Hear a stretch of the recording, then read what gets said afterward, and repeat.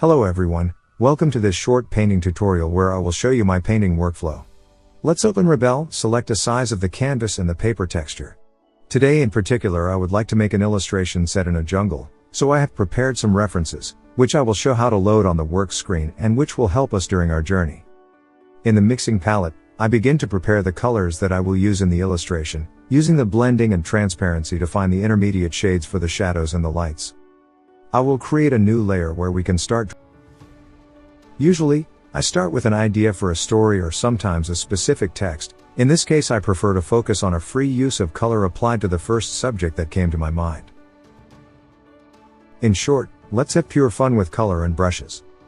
We will see how the color in granulation mode can contain not only information of shades, but granules of pigmented powder. I do not know how many of you have experience with traditional mediums. Since prehistoric times paints have been created with the use of elements found in nature, earth, coal, metal oxides, vegetable pigments, etc. Even today, pigments in the form of very fine powders are sold in fine art shops for many purposes and are used for the restoration of historical works of art.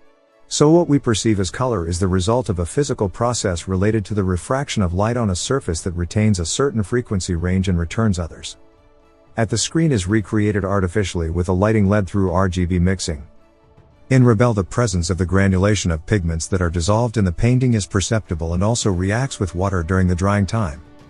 While I continue to sketch on the canvas with the pencil and also with ink and watercolor, I will play with the spaces and the full and empty areas. Generally I don't use only the fine pencil sign but an alternation of brush strokes, ink, and adjustments with the freehand selection tool. I know it all seems a real chaos, but my mind already wants to see a sketch of scene, and so I do not limit myself only to the pencil. In fact, in reality pencils and black ink are one of my favorite mediums to create drafts and concepts. 2 more little tweaks here and there, by and large I'm quite satisfied. Now we can proceed with the color, with the help of our dear reference image and mixing palette. Let's create a new layer for this purpose. Here I try to create an idea of distant foliage or some lights and atmospheres. I will make the canvas wet because I would like to spread the color and create a feeling of distance and softness. With the granulation activated, the colors are saturated and richer, which gives us an extra edge in creating the parts in light. We add touches of saturated color to bring out the light come out of branches and its direction.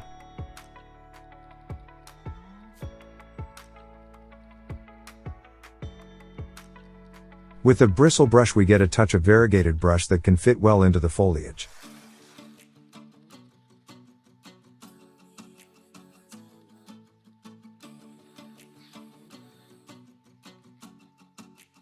Remember that you can pause the diffusion of water and then control the areas of color.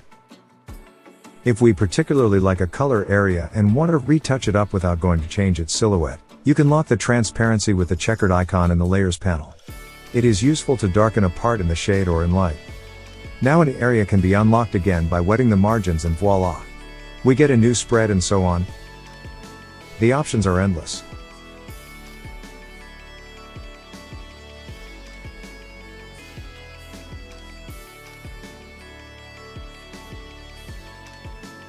Alternate dry brushes for the fronds. I recommend you to try them and draw the same fronds with different brushes to see what effect you get.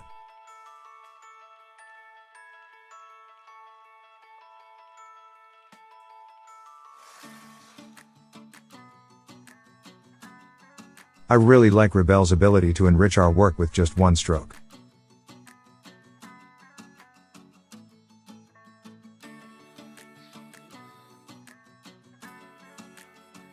With a freehand selection to better define the silhouettes we help to delineate our little Mowgli. I usually hide the level of the upper stroke, and also the selection lines.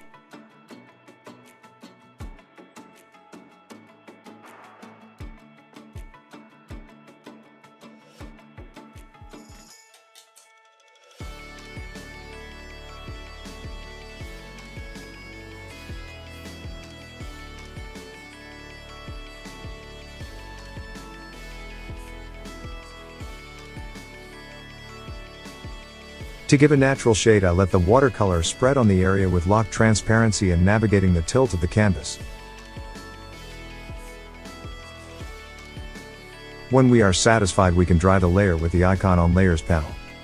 Now we duplicate the layer, and with multiply blending mode active we will achieve more saturation and wealth, and so sculpt the highlights with rubber tool.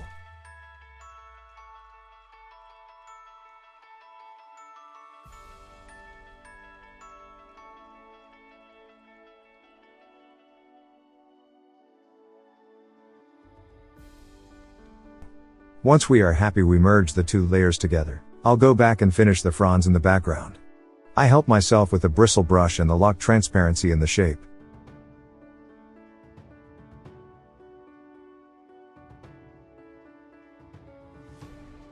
For the foreground I thought to use an oil brush because in Rebelle nothing prevents us from mixing oils and watercolors, creating cavity effects in which the pigment of watercolor drips highlights this relief effect.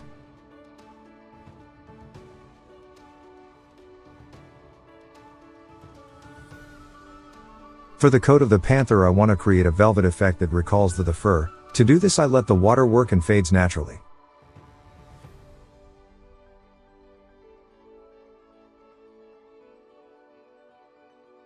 We delete the parts in abundance.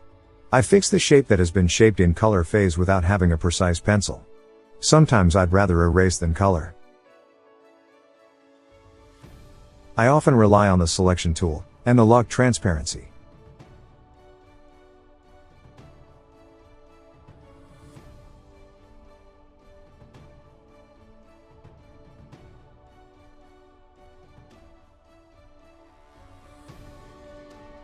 Here we notice enlarging, the new nanopixel feature that allows you to enlarge our work up to 16 times, recreating the effect of the canvas fiber in a consistent way.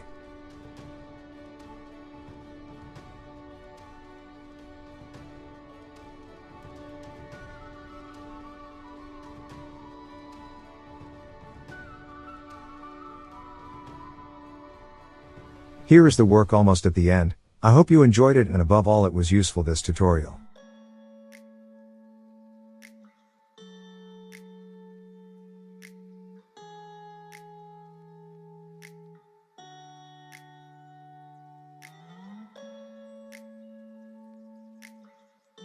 Now keep experimenting with Rebelle. Thank you for watching this little tutorial. I hope it was useful to give you an idea about how Rebelle 5 works. And don't forget to subscribe to my channel. Goodbye everyone, and see you soon.